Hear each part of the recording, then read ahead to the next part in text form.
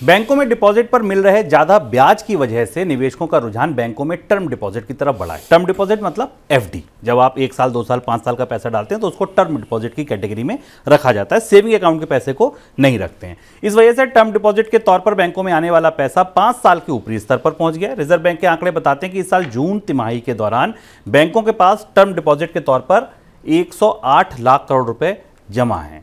पिछले साल जून तिमाही में यह आंकड़ा 92 लाख करोड़ का था। यानी टर्म डिपॉजिट में एक साल में 17% से ज्यादा की उछाल आई है, जो 5 साल का ऊपरी स्तर भी है। यह भी आपको बताया।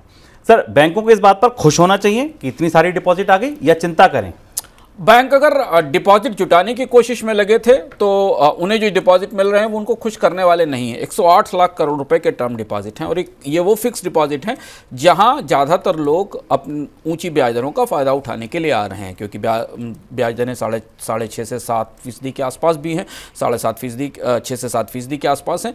और एक साल पहले FD पर दरों की दरें 3 से 4% पर थीं।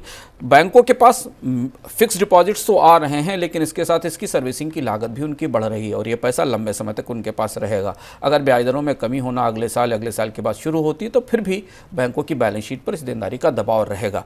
लेकिन बाजार में बढ़ती ब्याज दरों के कारण जो निवेशक या बचत करता है वो इसका लाभ उठा रहे हैं। तो कुल अगर आप कैपिटल के फ्लो के तौर पर देखें, बैंकों की डिपॉजिट्स में ग्रोथ के तौर पर देखें तो अच्छी खबर है, पर बैंकों की लायबिलिटी के तौर पर देखें तो उन्हें महंगे दर के डिपॉजिट्स मिल रहे हैं, उन्हें सस्ते डिपॉजिट्स नहीं मिल रहे हैं, जबकि बाजार में क्रेडिट की मांग आने वाले समय में थोड़ी कमज़ोर होगी।